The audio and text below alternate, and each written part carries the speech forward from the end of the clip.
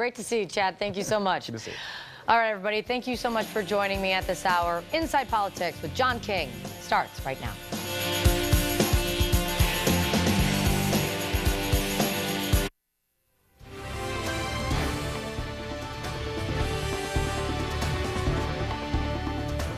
Thank you, Kate, and welcome to Inside Politics. I'm John King. Thank you for sharing your day with us. The president lashes out at the special counsel and at Democrats as court filings accuse him of felony campaign finance violations and make clear his family business now under the microscope. Plus, help wanted. The president needs a new chief of staff, but the top candidate says no thanks. And others said to be on the short list rush to send signals, they're not that interested. And maybe you've never heard of John Hickenlooper, but the Colorado governor thinks the Democrats need a Washington outsider atop the 2020 ticket. On a scale of 1 to 10, 10 being you're running, how close are you? I'd say we're past 50-50. I think we're probably 63, 64%, 6.4, 6.5. You're at a We begin the hour, though, with the current president and brand new details on just what he's looking for as he looks for his next chief of staff. That, as many here in Washington wonder, who in the world would want the job in the first place. The leading contender was Nick Ayers. He's currently serving as the vice president's chief of staff. But a White House official tells CNN Ayers and the president could not agree on the position's terms. Trump wanted him to commit for 2 years through the re-election campaign, but Ayers declined. John Kelly, the second man to hold the job, is leaving at the end of this year. CNN's Caitlin Collins is live at the White House. Caitlin, the president and Nick Ayers, their deal fell apart, but you've learned new details on a task the president gave the man we thought would take the job before he said, no, thank you, sir. That's right. They were still in the negotiations over whether or not Nick Ayers was actually going to take this job. And President Trump had already given him some instructions for what he wanted it to look like if he did become chief of staff. And one big thing was he wanted him to conduct this thorough review of how the West Wing operates because President Trump wants it to be more politically focused. John, he's becoming more concerned about what Washington is going to look like come January when those newly empowered House Democrats have the power that they will, including potentially forcing his cabinet secretaries to testify, looking at his tax returns, and just having oversight of even some of his most controversial policy decisions. And President Trump wanted his new chief of staff to make sure the West Wing is ready for that and that they're politically focused moving forward. That was one of his biggest complaints about John Kelly, is that he did not feel that the retired Marine general was politically shrewd enough to handle that. And he didn't think he was up to the task to handle what Washington is going to look like over the next 2 years. Now, Nick Ayers is not taking this job. They could not come to an agreement over the timing since he wanted to do it on an interim basis, and President Trump wanted that 2-year commitment. But we're talking to sources who say this is still something President Trump is going to want, and whoever his next chief of staff is. Now, when President Trump hired John Kelly, he wanted him to come in and instill this sense of order in a West Wing that many people saw as chaotic. He also wants a similar change, but with this chief of staff, he wants someone who is going to be very focused on the politics and handling that aspect rather than being focused on bipartisan legislation or any of the things that a chief of staff would typically focus on, and that's what he's looking for. But John, as we reported, this search is very much still underway because President Trump did not have a backup plan for Nick Ayers. And now several names are being floated, and it's still an open question of who exactly could be the next chief of staff. It's only the chief of staff to the president of the United States. What's the big deal? Caitlin Collins, appreciate the new reporting live at the White House. With me in studio to share their reporting and their insights, Julie Hirschfeld Davis of the New York Times, CNN's Manu Raju, Eliana Johnson with Politico, and Bloomberg's Margaret Talev. Interesting reporting, and makes perfect sense. You're heading into the re-election campaign. You want to have a fine-tuned White House, but the chief of staff is just one piece of this. This has been a consistent complaint about this White House, that they are not properly staffed at every level, not just the top people, but the deputies and the like. So where does the president go now? He has a plan to pick somebody. That somebody says no. We've seen the Treasury Secretary, Steve Mnuchin, pretty clear signals in CNN reporting he's not that interested. Mick Mulvaney, the budget director, pretty clear signals. Now, some of this could be fake, but that he's not interested.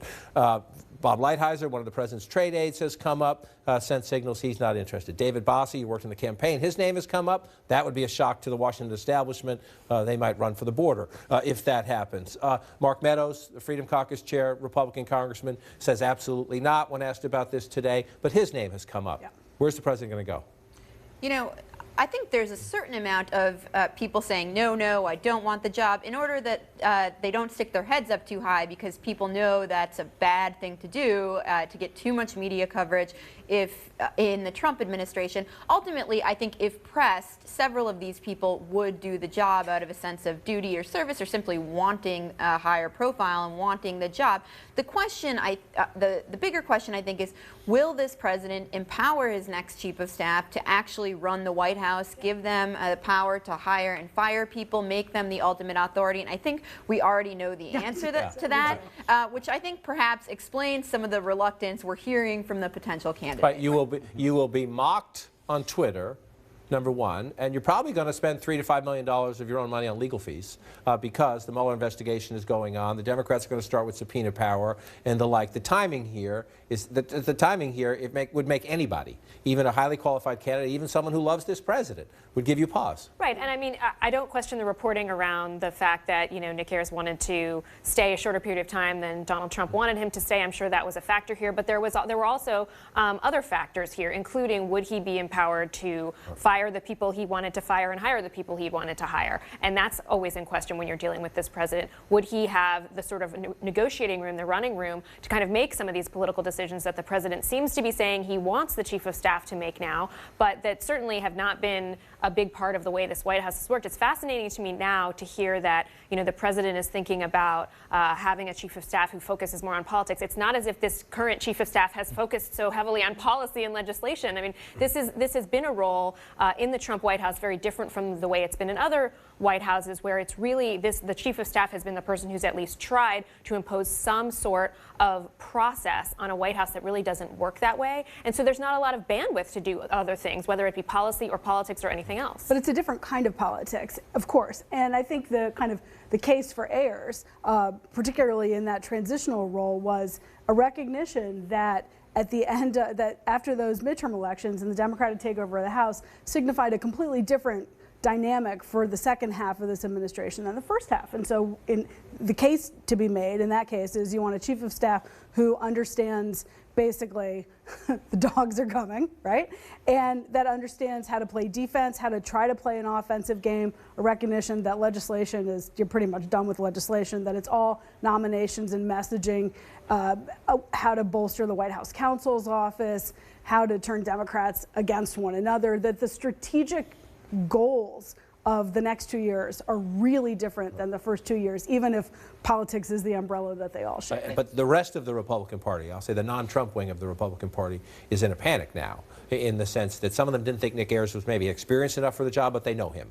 They know him. They figure he would surround himself with smart people. He reaches out to his mentors quite a bit, including mentors who told him, you sure you want to take this job at this time? But we'll leave that for later in the conversation. But they hear Mick Mulvaney, they say, okay. They hear Steve Mnuchin, they say, chief of staff, but we could deal with that. But they hear David Bossie or Mark Meadows, and whether you're the Republican leadership on Capitol Hill or the interest groups around town, like the Chamber of Commerce, the Federation of Business, you hear those names and you panic. Yeah, and that's absolutely right. Even though Kelly and before Reince Priebus, they didn't really have much. They were able to control this president. The president still did essentially what they wanted. Those two guys, the Republican leadership, believed that they could speak to them and they could reach out to them when they wanted to express their concerns privately, vent to them, and perhaps with Kelly, maybe there'd be some influence in how the White House moved forward, but ultimately they realized that there's not a whole lot that those two men could do. I would be surprised. Mark Meadows is putting out word through his emissaries that he's absolutely not interested in going that route. I'd be surprised if someone, if he did end up taking this position, he seems this kind of the job that he has, even though he's going to be in the minority, much more visible than a job working underneath this president. But certainly, if he got that, you're making the point of the conversation in town, in the sense that normally, if you were a Republican congressman who just learned you're going to spend at least 2 years in the minority, and you get to be the White House chief 100%. Of staff, you march right down, right. Sir. You know, the president says jump, you say how high. The headline of your story Sunday was perfect to this one, from pinnacle to punchline, how Trump diminished the job of his chief of staff. That's the issue. I mean, normally, I'm sorry, any Republican congressman going from the majority to the minority would be saying, Mr. President, here I am. I know the Hill. I'll be your guy. I know politics. We'll get you into the campaign. Why? But you know, I think what we've seen in Reince Priebus and then John Kelly is what used to be considered the second most powerful job in Washington, something that was unquestionably a resume booster. Rahm Emanuel was White House Chief of Staff, went on to be the mayor of Chicago. Leon Panetta, White House Chief of Staff, went on to be CIA Chief, Secretary of Defense. Yes. People are starting to ask questions. If I take White House Chief of Staff in the Trump White House, is it going to help me or hurt me? And that's simply a question that would not have been asked in the previous White House. So you have Nick Ayers, 36-year-old ambitious Republican operative. He's a controversial figure, but nobody doubts his political skill, who said, no thanks, I think this might hurt my reputation more than it will help it. And that, I think, really says something about how the president has treated his past two chiefs of staff, and that they've emerged as diminished figures, I think, which is more of a statement on the president than it is on them. Yeah, I mean, look, Mark Meadows could maybe become chairman of a committee if he stays, if the Republicans take back the House in 2020 or beyond. So why would you subject yourself to something where who knows what you'll be doing in 2 more years? Yeah, with these two chiefs of staff, the president has sort of set them up for failure, set them up, then consider them obstacles or rivals or competitors to his own primacy, and so he's sort of shot holes in them. It's because it's never the boss's responsibility. It's striking. Quite a system. Up next for us, an overabundance of breadcrumbs and no real clear idea where they'll ultimately lead, what Robert Mueller's latest revelations mean for the president. But as we go to break, a quick update on another case, the case of the accused Russian spy, Maria Butina. It appears Butina has reached a plea deal with federal prosecutors. She's accused, if you remember, of trying to infiltrate Republican political circles back in the 2016 campaign in order to advance Russian interests. Her attorneys have now filed a request for a change of plea hearing. We'll give you the details of that when we know more. We'll be right back. Having moderate to severe plaque psoriasis is not always easy. It's a long-distance journey, and you have the determination to keep going. Humira has a proven track record of being prescribed for over 10 years. Humira works inside the body to target and help block a specific source of inflammation that contributes to symptoms. Most adults taking Humira were clear or almost clear, and many saw 75% and even 90% clearance in just 4 months, and the kind of clearance that can last. Humira can lower your ability to fight infections, including tuberculosis. Serious, sometimes fatal infections and cancers, including lymphoma, have happened, as have blood, liver, and nervous system problems, serious allergic reactions, and new or worsening heart failure. Before treatment, get tested for TB. Tell your doctor if you've been to areas where certain fungal infections are common, and if you've had TB, hepatitis B, are prone to infections, or have flu-like symptoms or sores. Don't start Humira if you have an infection. Join over 250,000 patients who have chosen Humira. Ask about the #1 prescribed biologic by dermatologists. Humira, and go. Looking good. At Booking.com, we can't guarantee you'll be good at that water jet thingy, but we can guarantee the best price on this hotel or any accommodation from homes to yurts. Booking.com. Booking.yeah.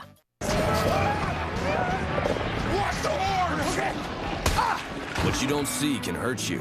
If you just monitor your credit, you can miss some identity theft threats. LifeLock now includes Norton to help protect you from even more threats. Join now at LifeLock.com. Hi, I'm Joan London with A Place for Mom, the nation's largest senior living referral service. For the past 5 years, I've spoken with hundreds of families and visited senior care communities around the country. And I've got to tell you, today's senior living communities are better than ever. These days, there are amazing amenities like movie theaters, exercise rooms and swimming pools, public cafes, bars and bistros, even pet care services. And nobody understands your options like the advisors at A Place for Mom. These are local expert advisors that will partner with you to find the perfect place and determine the right level of care, whether that's just a helping hand or full-time memory care. Best of all, it's a free service. There is never any cost to you. Senior living has never been better, and there's never been an easier way to get great advice. Call today. A Place for Mom. You know your family. We know senior living. Together, we'll make the right choice. Can you feel it? Can you feel it? Can you feel it? Amazon has everything you need for your holiday get-together with low prices and free shipping on millions of items. For everything you need this holiday, visit Amazon. This is a pair of Warby Parker glasses. They start at $95, including prescription lenses. Right now, we're watching them go through a hinge test, which is used to test the, well, you get it. Try 5 pairs for free at warbyparker.com. If you're looking for the perfect holiday gift for someone special to you, give a gift that will be truly appreciated. The Omaha Steaks Favorite Gift Package. It's filled with $232 worth of great food for just $59.99. That's 74% off only on this special holiday offer. The people on your nice list will receive 4 tender, mouth-watering filet mignons, 4 extra thick boneless pork chops, 4 premium boneless chicken breasts, 4 classic juicy Omaha Steaks burgers, 4 stuffed baked potatoes, and 4 caramel apple tartlets. Your order will be delivered straight to your home or the destination of your choice, so you can give this wonderful gift to anybody on your holiday list. As a special holiday gift from us to you, if you order right now, we'll include 4 additional Omaha Steaks burgers free. That's 8 total. You get it all. Omaha Steaks Favorite Gift Package, a $232 value for just $59.99. Give everyone a gift they can appreciate. Give them the Favorite Gift Package from Omaha Steaks today. Welcome back. The president clearly feeling deeply unsettled about the latest court filings from both the special counsel's Russia investigation and from the Southern District of New York. Those new documents detailing new allegations against members of his inner circle and accusing the president himself of violating campaign finance laws. The revelations giving Democrats reason to openly, sometimes eagerly speculate on the president's fate, suggesting his future could include impeachment, indictment, some even say prison time. I think the more important point here is Trump knows that he's facing some pretty strong criminal liability when he leaves office, one way or another. And, you know, even if a sitting president can't be indicted, he's got to know his future looks like it's behind bars unless he cuts some sort of deal with the prosecutors. And yet, the president continues to adamantly, often angrily, defend his innocence, usually on Twitter. The president, quoting Fox News in a new pair of tweets this morning, here are the highlights, quote, Democrats can't find a smocking gun. We assume he means smoking gun, but the president says no smocking gun. Yes, he says it twice, no collusion.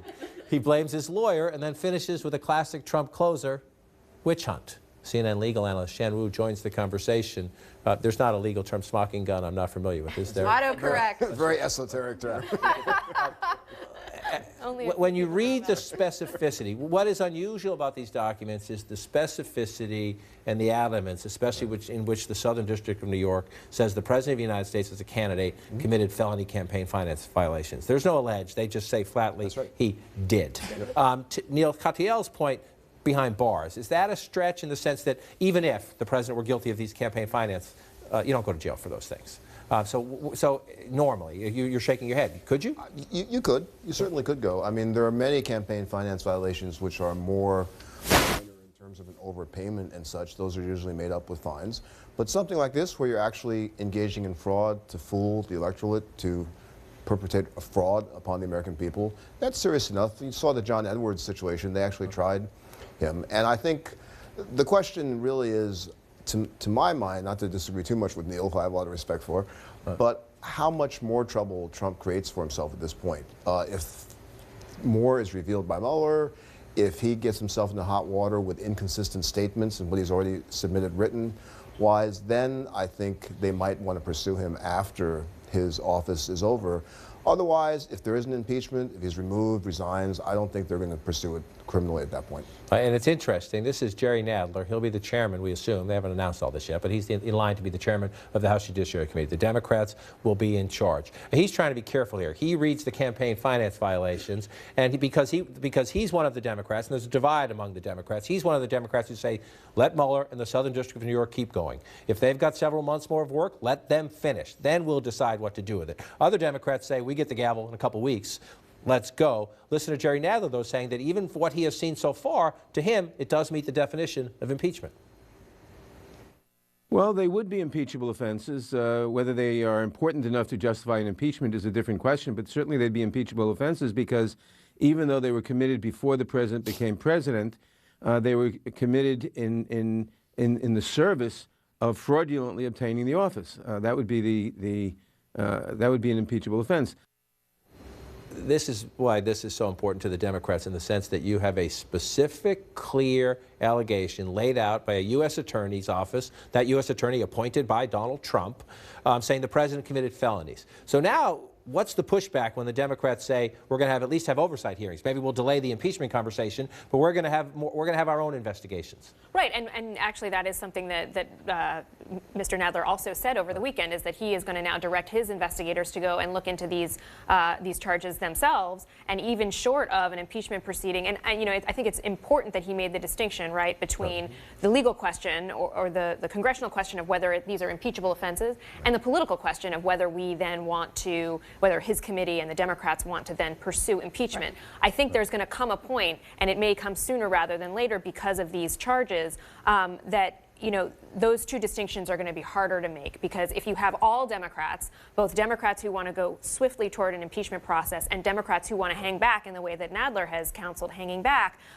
both agreeing that there are impeachable offenses, how do you then make the case to Democrats, to their base, that, but instead we're not going to do that? And ironically, I think if this were year 7 of the Trump administration, heading into year 7 rather than heading into year 3, it'd probably be an easier case for the Democrats to unify around, right? But you have impeachment is a political remedy for something that could be happening in the court system to an individual who was not an office holder, right? So, but elections are also political remedies, and the president can run for re-election and is running for re-election. And so if you're a Democrat, your overarching goal is to win the White House next time, right? So how do you balance those two goals? If impeachment would not actually succeed ultimately in the end because of control of the Senate, then what are you doing, right? Are you hurting your own case or helping your own case? So I think, you know, that's always what the consideration has been. It is still what the consideration is now. So the reasonable argument for Democrats is, look,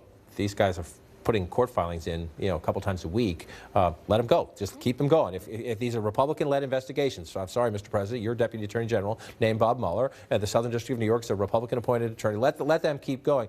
One of the fascinating parts over the weekend was the Republicans on this question. Near silence, unless they're booked on a Sunday show and they have to answer the question from Republicans about the question, a federal prosecutor says the President of the United States committed felony campaign finance violations. Here are the documents. Here's the evidence. Read it. This is Marco Rubio, booked on a Sunday show yesterday. Added a lot of ifs, and ifs. Let's wait. It's an accusation, it's an allegation. But even he's starting to get to this. If someone has violated the law, the application of the law should be applied to them like it would to any other citizen in this country. And obviously, if you're in a position of great authority like the presidency, that would be the case. If. But this is getting harder for Republicans. I think that's right.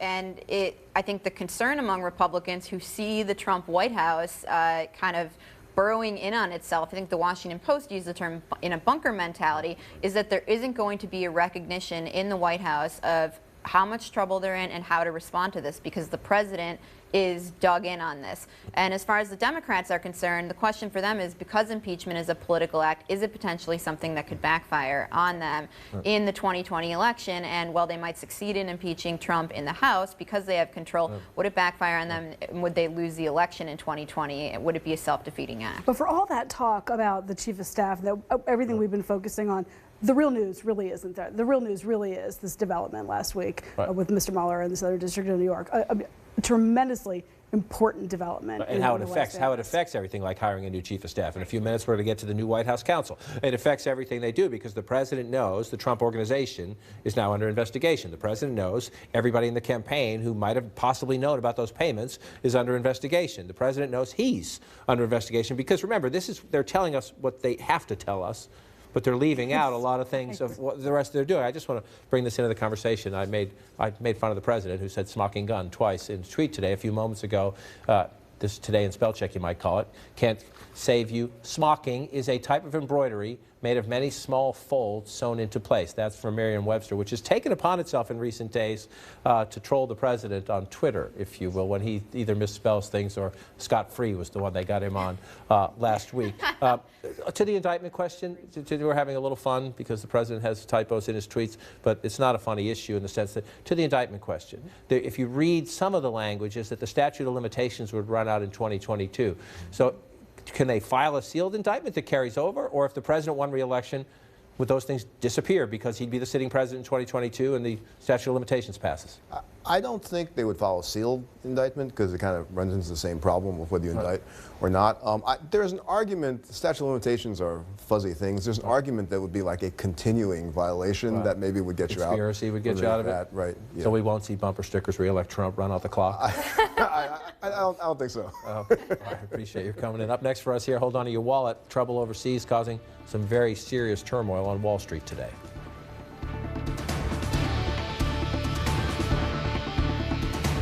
Are you a veteran, own a home, and need cash? You should know about the New Day VA Home Loan for Veterans. It lets you borrow up to 100% of your home's value, not just 80% like other loans. And that can mean a lot more money for you and your family. With our military service, veterans like us have earned a valuable VA benefit, the right to apply for a VA home loan. The New Day VA loan lets you refinance your mortgages, consolidate your credit card debt, put cash in the bank, and lower your payments over $600 a month. New Day USA has been granted automatic authority by the VA. They could close your loan in as little as 30 days. So call New Day USA. They look at your whole financial picture, not just your credit score, and they'll do everything they possibly can to get you approved. Call today and get the financial peace of mind every veteran deserves. Go to newdayusa.com or call 1-844-383-1501. Update your floors with Empire Today's $50 room sale. Buy one room, get floors for all other rooms for just $50 each. So when you buy one room, it's only $50 for laminate in the kitchen, $50 for carpet in the bedroom, and $50 for hardwood in the office. There's no limit. Buy one room and it's $50 for floors in each additional room. Schedule now. 800-588-2300 Empire. Today. Anyone can retire, but retire well? That's different. At Fisher Investments, we spent 40 years helping people achieve a comfortable retirement. All that experience is yours free in our Guide to a Comfortable Retirement. It gives you what our advisors share with our clients, plus valuable experience from our clients as they enter retirement. And it's yours free. Call now for your free retirement guide with insights from legendary money manager Ken Fisher. Call 1-800-759-4477. At Fisher, it's in our interest to help you do better. The better you do, the better we do. If you have more than $500,000 to invest, talk to us. You'll also receive as a bonus our Stock Market Outlook, a timely assessment of where the market goes from here. Also free. Call 1-800-759-4477. A comfortable retirement isn't just a place you get to. You have to make it happen. We can help. Call 1-800-759-4477. To celebrate the Grinch movie, IHOP has all new Grinch pancakes, mint hot chocolate, and kids eat free from 4 to 10 p.m. Right, Mr. Grinch?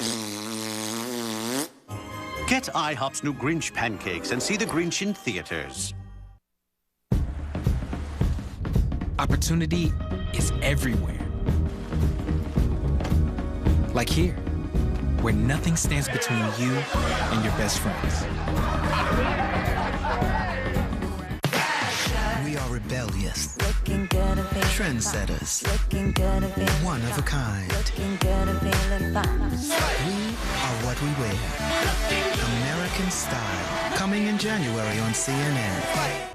Have you been told you can't get high-speed internet where you live? Well, you can with HughesNet Gen 5. Experience the power of next-generation satellite internet wherever you live. HughesNet Gen 5 is fast. You'll get 25 megabits per second, plus built-in Wi-Fi, and there's no hard data limits. So wherever you live, now you can do more of everything you love online. Connect on social media, stay informed, watch the latest videos, and help your kids get ahead. No wonder HughesNet is America's #1 choice for satellite internet. Act now to save big and get a 2-year price lock guarantee, plus free standard installation. So what are you waiting for? Get HughesNet Gen 5. To order, call 1-800-743-9610. Be sure to ask about our home phone service too. Call 1-800-743-9610 today. This is CNN, the most trusted name in news. Closed captioning brought to you by Sokolov Law. Call 800-891-5400 today. Mesothelioma victims, call now. $30 billion in trust money has been set aside. You may be entitled to a portion of that money. Call 1-800-891-5400. That's 1-800-891-5400. Welcome back. The Dow falling sharply to start the week. This as investors factor in new fears about Brexit. The British Prime Minister Theresa May saying a short time ago she's now postponing a vote in Parliament on her deal the government of England struck with the EU. Amid heckling, she acknowledged, quote, widespread concern about parts of the agreement and said she'll press the EU for more changes, but she'll also start planning for the possibility that no agreement will be reached. Our business and politics correspondent Christina Alessi joins us from the market. Christina, Brexit, trade wars, a lot for the market to ponder, and it's not good today. That's right. A few things are spooking investors. As you mentioned, trade is one of them. Today, a Chinese court essentially banned Apple from importing and selling iPhones into China. That is seen largely as retaliation against the United States. And this ongoing trade war between the U.S. and China is still unresolved. Investors don't like that. That was certainly bad news. More bad news this morning, as you mentioned, Brexit and whether or not the UK will be able to divorce from the EU in an orderly fashion. Now, why do investors here in the U.S. care about an orderly exit? Because they don't want to see any kind of disruption in economic growth anywhere in the world. And if you have a disorderly exit from the EU, the UK divorcing the EU essentially, that may cause an economic downturn there, and it may have ripple effects all around the world at a time when people are starting to use the R word, recession. You hear it from investors, from economists, starting to look at the market and say, okay, does this mean anything? Do these volatile days, does this downturn in the market actually mean that we have a fundamental problem in economic growth and potentially a fundamental problem in domestic growth? And that is the real big question mark here that investors are pondering at the end of the year. Typically, we don't see these kinds of high volatility days in December, but investors looking ahead, trying to figure it out. John. Christina Alessi on the floor for us. A rocky day after a rocky week. Hang in there. We'll keep in touch. Up next for us here, the White House braces for a flood of Democratic investigations. So where does the new White House counsel start?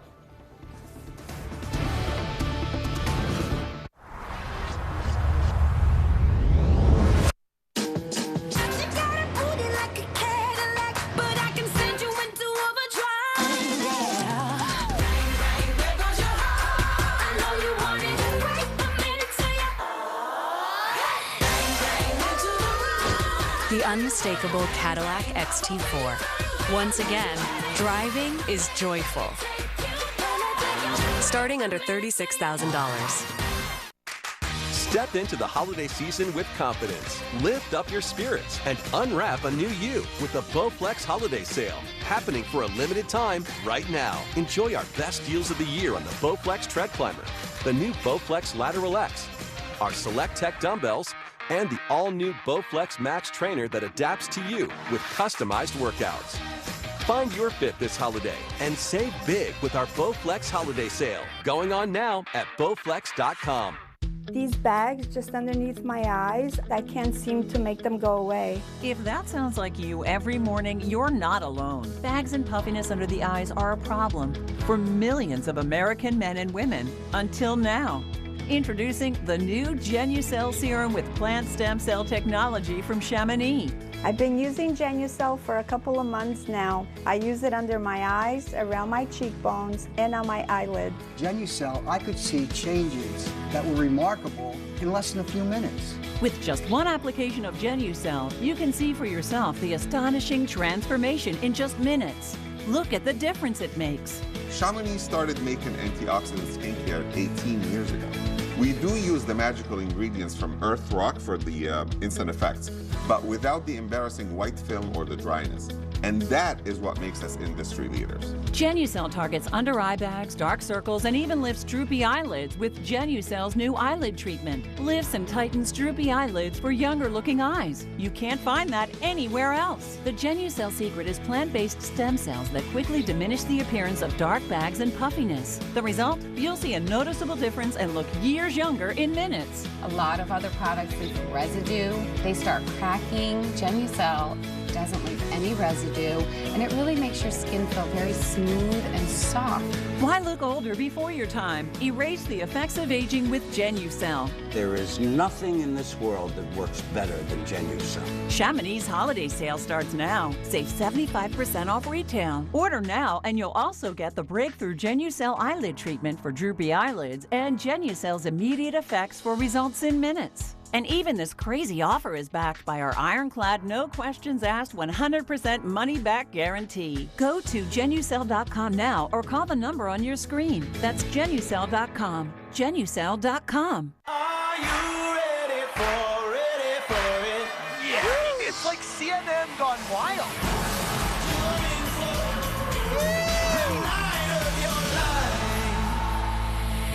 TMI. Too much. If you're looking for the perfect holiday gift for someone special to you, give a gift that will be truly appreciated. The Omaha Steaks Favorite Gift Package. It's filled with $232 worth of great food for just $59.99. That's 74% off only on this special holiday offer. The people on your nice list will receive 4 tender, mouth-watering filet mignons, 4 extra thick boneless pork chops, 4 premium boneless chicken breasts, 4 classic juicy Omaha Steaks burgers, 4 stuffed baked potatoes, and 4 caramel apple tartlets. Your order will be delivered straight to your home or the destination of your choice, so you can give this wonderful gift to anybody on your holiday list. As a special holiday gift from us to you, if you order right now, we'll include 4 additional Omaha Steaks burgers free. That's 8 total. You get it all. Omaha Steaks Favorite Gift Package, a $232 value for just $59.99. Give everyone a gift they can appreciate. Give them the Favorite Gift Package from Omaha Steaks today. Anderson Cooper 360, tonight at 8 Eastern on CNN. Welcome back. Another new face in a very important White House job. Today is the first day on the job for the new White House counsel, Pat Cipollone. It's been nearly 2 months since his predecessor, Don McGahn, resigned. And it's just weeks before Democrats take control of the House with a long list of oversight investigations. While Cipollone's primary responsibility is to protect the office of the presidency, not the president himself, Cipollone once advised the Trump team on the Mueller probe. That's one reason delayed taking the job. Also served as a Justice Department official during the George H.W. Bush administration. Emmett Flood has served on an interim basis. He'll now return to his role as special counsel to the president, dealing largely with the Mueller investigation. Now, Americans don't tend to know the name of the White House counsel. If you're living in Omaha or California or Texas, it's like, so what, who cares? However, it's an incredibly important job at an incredibly pressure-packed time at the White House. How will this be different? Is the president he soured on Don McGahn, thought Don McGahn was a problem. Is this one going to work? Well, Americans who follow politics are probably going to know the name of Donald Trump's White House counsel. Don McGahn was an incredibly important player in the first 2 years, and I think Pat Cipollone is going to be an incredibly important player in the second 2 years. And his team as well are going to be amongst the most important behind-the-scenes players, in particular because Democrats have assumed control of Congress. And it's Cipollone's office, though they aren't involved in responding to the Russia investigation, they will lead the charge in defending the president from Democrats' investigations on Capitol Hill.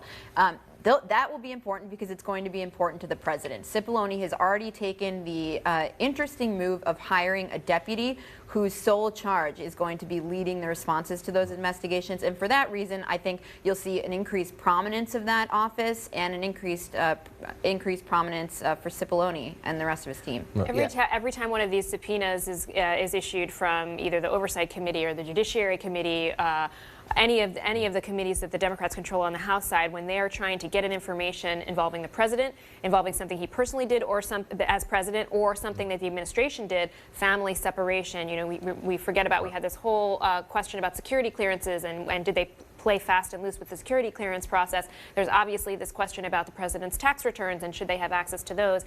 Every single time they issue one of these subpoenas, there is going to be a lawyer, really a team of lawyers at the White House that has to figure out how to respond to that. What are they going to give? What are they going to withhold? Whether to exercise privilege in certain cases or not. And they're going to have to be coordinating with all of the agencies on these responses as well. And some of the things that come out through those investigations, and we're not even talking about impeachment here, we're just talking about investigating what the president has done as president and potentially what his tax returns may show. All of that will have to go through Cipollone's office and his team. Plus environmental regulations, business regulations. It's over every. Just pick it. You mentioned immigration. You're going to have this about the coal industry. You're going to have this about the clean air, about clean water, about judicial nominations. So before you jump in, this is Jerry Nadler again. He's going to be the chairman of one of the key committees, just one. There'll be dozens of committees sending the White House. First, it's a letter. Please send us this. When the White House says no, then it's a threatening letter. Then maybe it's a subpoena. This is the world we're about to get into. We have to look at the Russian interference with the campaign and what did the president know about that and to what extent did he cooperate with that, if he did. We have to look at his business dealings and his lying about that. We have to look at the fact that he surrounded himself with crooks. And we have to get to the bottom of this, find out what all the facts are, we and the special counsel, and then make decisions.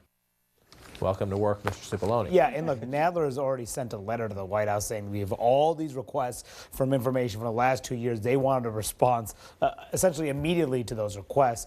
I've talking to Republicans on the Hill. They're advising the White House to not comply with all these requests, to fight a lot of these requests, and believing that what's the worst that will happen. Maybe some people will be held in contempt, but really what's the worst case scenario from that? Now, also, protecting the White House staff is going to be crucial. Jared Kushner is going to be a focus, potentially, for some committees. The House Foreign Affairs Committee, I'm told, is interested in looking at Saudi Arabia as a whole, including potentially Jared Kushner's ties to the Crown Prince, which you know from New York Times investigation over the weekend showed that he suggested he weather this storm in the aftermath of the Jamal Khashoggi murder. So those kind of things will come via the White House counsel's office. How do they respond to that kind of inquiry as well? And then there's the president himself, who has these whims, often seen on Twitter. I won't run the sound, but Marco Rubio saying this Sunday, like, please don't, on the issue of, you look at the new Manafort filings, Paul Manafort, the special counsel alleges, kept in contact with the White House. A lot of people think that was part of an effort to say, here, I'm going to tell you everything I know about the special counsel investigation, and maybe you're going to pardon me. Yeah, well, yes, and there are two lenses through which I would view, like, the job that the White House counsel now is charged with doing. And one is protecting or maximizing executive power and executive privilege, those kind of worlds. And the other is that balancing the job, which is to represent the White House, with the kind of political pressure or imperative to represent the president. Again, like in an ideal world, they would have the same interest, but in this case, they may not always have the interest. The president continues to have his own legal team, obviously needs his own legal team. So what is the White House counsel's role going to be? And I think with Rex Tillerson, whatever you want to say about Rex Tillerson, and it's a different job than that of White House counsel, but the glimpse of what we saw in his conversation with Bob Schieffer over the last few days, this idea that the president would often ask him for things where Tillerson would say, well, you can't do that under the law. That's also, you know, part of the White House counsel's job to say, this is your goal. These are the limitations on how you achieve that goal. We have a constitution or a treaty or a law and go at it. He's got to hire a lot of lawyers. We'll see how that one plays out. A lot of jobs open if you're a young lawyer interested in some work in town. Up next is the season for government shutdown and a fight over the wall. Can the president cut a deal with Chuck and Nancy? In an era of online retail where everything is just a few clicks away, buying a car should be no different. That's why at Carvana, you can buy a car 100% online. We made it easy to browse, view, and buy from over 10,000 cars. You can even trade in your old car, all while binge watching your favorite TV show. Afterwards, we'll deliver your car to you. Or you can pick it up from one of our car vending machines. Either way, your car comes with a 7-day return policy. So grab a seat, relax in your comfy pants, and enjoy the new way to buy a car at Carvana. We were a few days away from the ATMs not working. Suddenly, folks are getting wiped out. I asked, are we headed for a Great Depression? And Bernanke said, you know, looks like way. Congress can't get it together. There was fear, and we did it without a playbook. The fact that the American public hates what we did is not surprising because in many ways it's un-American.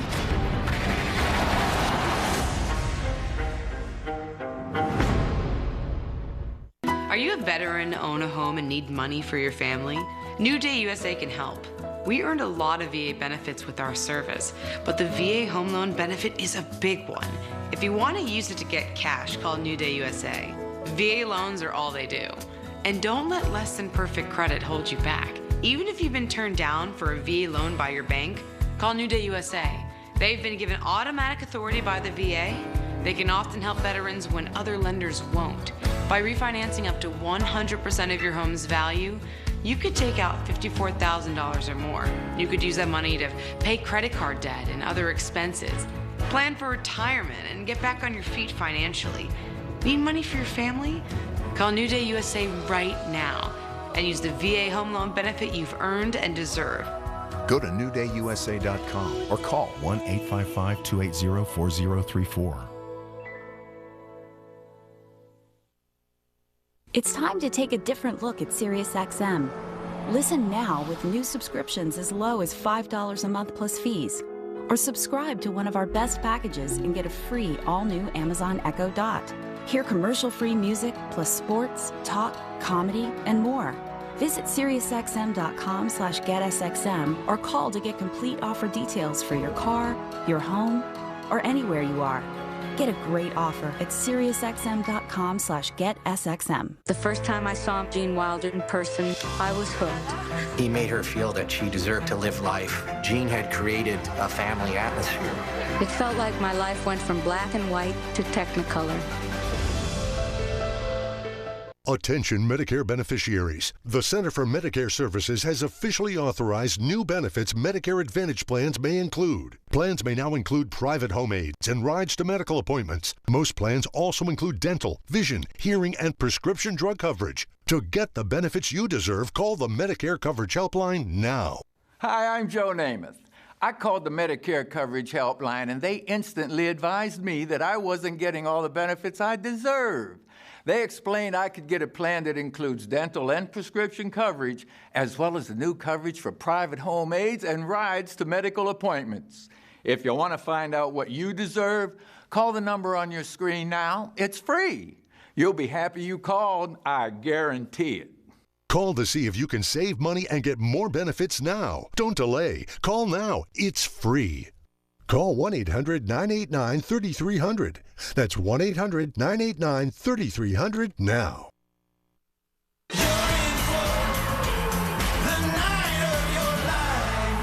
Closed captioning brought to you by Sokolov Law. Call 800-891-5400 today. Mesothelioma victims, call now. $30 billion in trust money has been set aside. You may be entitled to a portion of that money. Call 1-800-891-5400. That's 1-800-891-5400.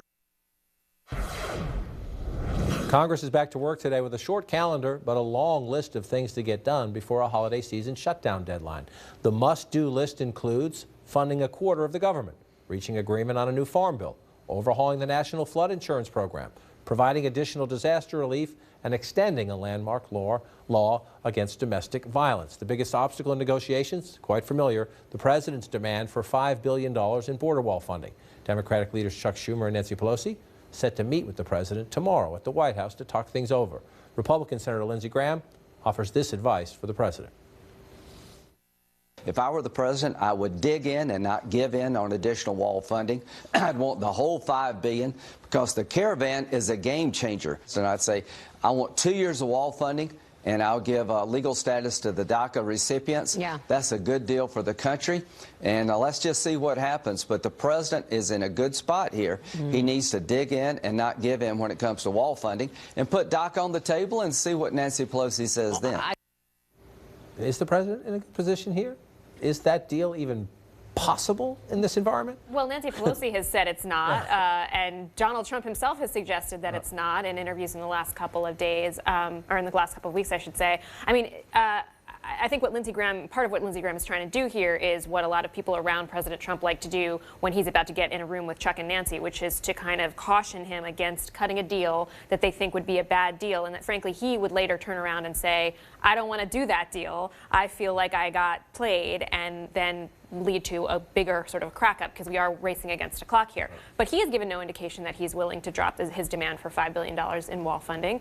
And Chuck Schumer and Nancy Pelosi have given no indication that they're willing to come up to that number, even if it's not for the wall, even if it's just for border security. So it's not clear what deal there is to be made there. There's clearly a compromise to be had, but neither side has really showed any willingness to get to the middle there. And so I think the question is going to be what happens in that room tomorrow and what the president is able to sell to himself and the people around him as a win in exchange for coming off of that position, because I just don't think there's a way that Democrats accept $5 billion in wall funding. Yeah. But there's also some mistrust among and between the Democrats, if you will. I want to read you this quote from Politico, Congresswoman Philemon Vea of Texas, who doesn't trust Chuck Schumer, apparently. Listen to this. This is a New York City conspiracy. This is a New York City conspiracy. And Schumer is on the verge of giving Trump his third down payment on the wall. Pelosi's position is that the meeting is meaningless unless she and those of us who oppose the wall funding can ensure that we bring all the other Democrats along for the ride. You might as well call this the Schumer-Trump wall, in my view. Was the congressman...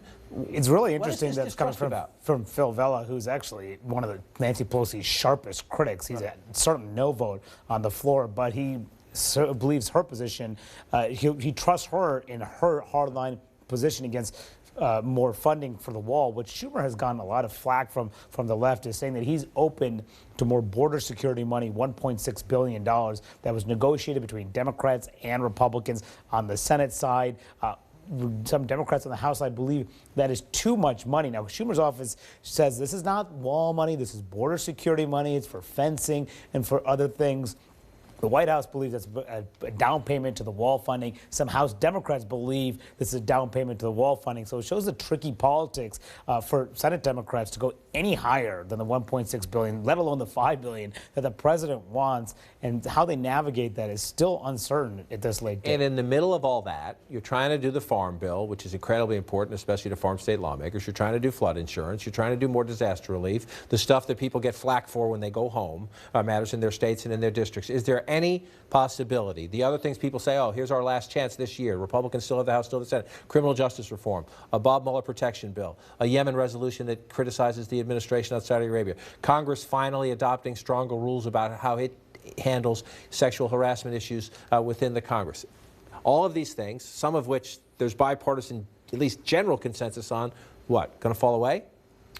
I think many of them are likely to fall away, particularly because we're running up here against Christmas, which means a lot of these lawmakers want to get out of town, and I think they'll be happy to set aside some of these bipartisan initiatives. The bipartisan spirit may leave them when they're looking to get out of town. They're going to need a lot of cooperation to get things through, especially in the Senate. The Yemen resolution is one to watch out for. That could be on the floor as soon as Wednesday because of the unusual process that they're using to bring that up. And that would be a rebuke to the president if that passes, because it would pull back U.S. involvement in the Saudi-led war in Yemen, which, of course, the administration fiercely opposes. But other than that, a lot of these other things are going to fall. I think there's space for that one. And I think with on the immigration front, the wall versus DACA, one of the real challenges that divides the Democrats is whether they trust President Trump to actually do right by the DACA piece of it. There's no amount of border security or whatever you want to call it that you'll commit to if you don't believe that the end goal of protecting the group they are trying to protect is actually within reach. And they think they might have more leverage once they have the majority. We'll see how that one plays out. I would not be an optimist for much getting done, but hopefully I'll be wrong about that one. Up next, John Hickenlooper says negative campaign ads make him, you see him right there, want to take a shower. But, can you run a positive campaign in 2020? Is that your future president?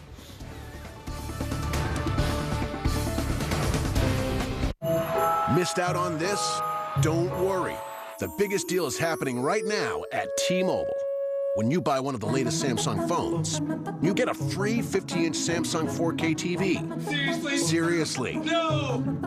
T-Mobile is giving you a free 50-inch TV. Holy, you gotta be kidding me. This deal won't last long, so get your free Samsung TV at a T-Mobile store today.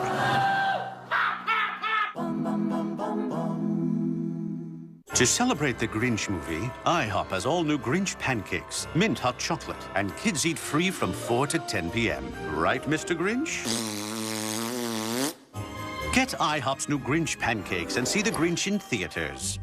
I just got my Ancestry DNA results.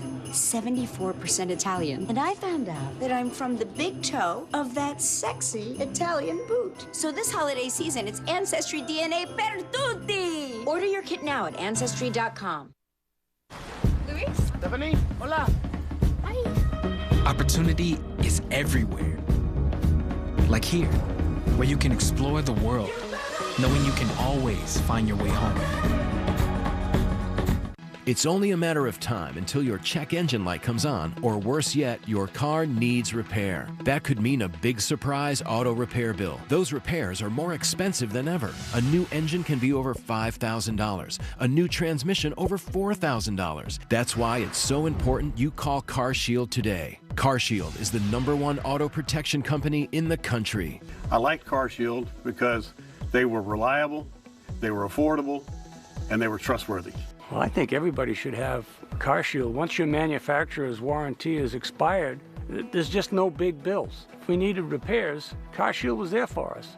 Now it's your turn to get the peace of mind that comes with having CarShield, so you can worry less about auto repairs. Call or go online right now to get CarShield for yourself. Friendly, knowledgeable, money-saving representatives are available 24 hours a day. So if your car is 20 years old or newer, just tell us the make and model of your car or truck to get an instant plan quote. In a matter of minutes, you can be covered. I was elated that I had CarShield. I was more than happy. It's no fun when you have a car and it's broken and you can't pay for it to get it fixed. Here's how CarShield works. When your car needs repair, you take it to your favorite mechanic or even your dealer, and CarShield gets them paid directly. That's why CarShield is America's #1 auto protection provider. CarShield is just the best thing to take away the fear that when something is going to go wrong with your car, because it will, and CarShield is going to be there to back you up. My experience with CarShield is that they absolutely come through every time I need them. If my car breaks down, I can count on CarShield to cover it for me.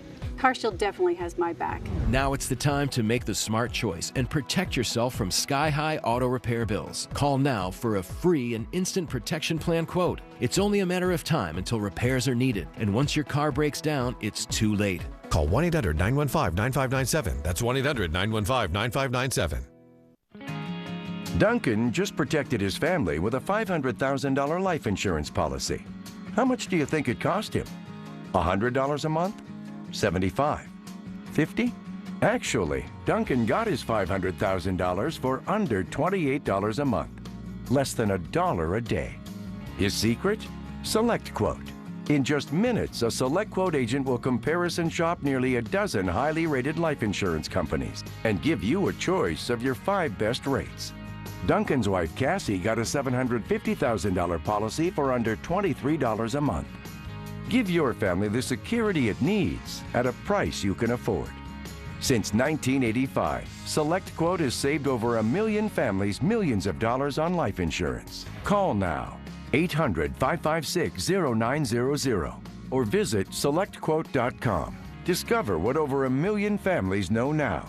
We shop, you save. This is cellulose acetate, a plant-based material that's not only extremely durable, but also quite flexible, making it ideal for Warby Parker glasses, which, by the way, start at $95, including prescription lenses. Try 5 pairs for free at warbyparker.com.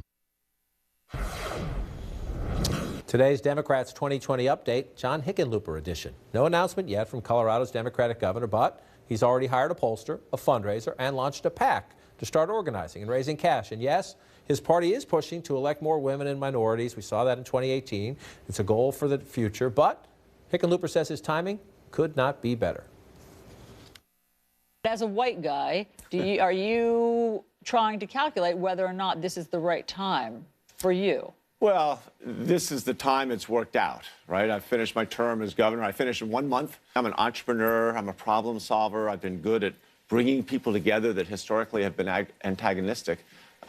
Maybe the country needs someone that can bring the divided parts of the country and the divided constituencies back together. Yes, no, maybe so? I mean, why not, right? I mean, everybody is running. Everybody, almost seems like everybody in the Democratic Party thinks they can be president. So why not a run from a purple state former governor of important state in 2020, sure, why not? I mean, this is going to be a huge field. It's wide open. I was talking to someone who's considering it himself last week, who told me that, you know, there is an opportunity for anybody to run at this point. But that's why he'll do it. An outsider. A lot of Democrats think get outside of Washington. Two-term governor, was the Denver mayor, oversaw marijuana legalization in the state of Colorado, has passed some gun control legislation. Other jobs, geologist, and most importantly, he brews beer. Yeah, I mean, if there's one thing that is actually really important, let's not gloss over that point. But if there's one truth that we all learned in the 2016 race, it's that when you have a 17-way primary, it's a different dynamic than if it's 2 or 3 candidates. So anyone can emerge. Really, you can defy all the rules. The question is, can the person who emerges then go on, if they were to secure the nomination, to actually win the election? Can they bring people together and tap them? So I think right now there's, you know, he would be crazy to take himself out of it. Why would he do that? Like you said, this is his time. But it is certainly a sign of the times that in 2007, 2008, the question people were asking is, can an African-American man win as the president? Now the question is, can a white guy win a Democratic nomination because of all this energy in the party? Yeah. But I mean, again, and sometimes we make this mistake sitting in Washington. We think, you know, Senator this or Senator that or somebody who's come through here might be a good time to be an outside guy from the West, the states that are changing, the new map emerging, to say, hey, you know, don't forget about us. Absolutely, and I mean, there certainly is no disincentive for him to get in for all the reasons that Manu and Margaret were just saying. But the other thing that's fascinating is, you know, obviously his pitch is going to be, you can tell from what he's saying and from his political profile that he's kind of